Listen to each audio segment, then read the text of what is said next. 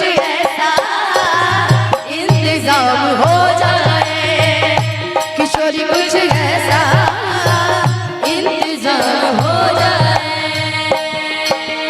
नींद न आए रे, चैन न आए रे, नींद न आए रे, चैन न आए रे, जीवन सारा बीता जाए, श्याम न आए रे, नींद न आए रे, चैन न आए रे, जीवन सारा बीता जाए, श्याम न आए रे, किशोर कुछ वैसा इंतजाम हो जाए,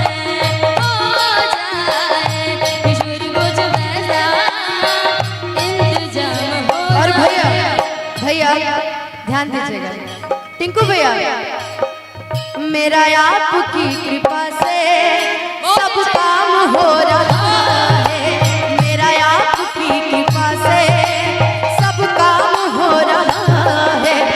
करते हो तुम कन्हैया, करते हो तुम कन्हैया, मेरा नाम हो रहा है, मेरा आपकी कृपा से सब काम हो रहा है, मेरा आपकी कृपा से सब काम हो रहा है। किशोरी कुछ ऐसा इंतजाम हो जाए, किशोरी कुछ ऐसा इंतजाम हो कान्हा की दीवानी हुई हो,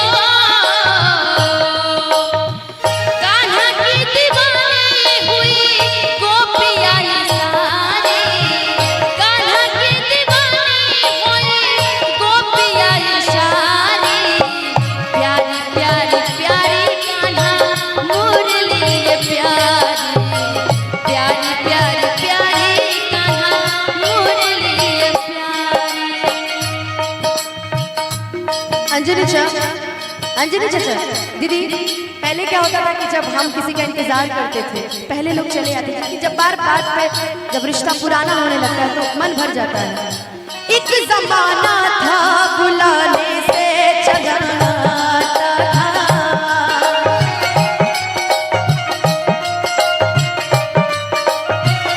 मुझको कड़ कड़ में मेरा चेहरा नजर आता था।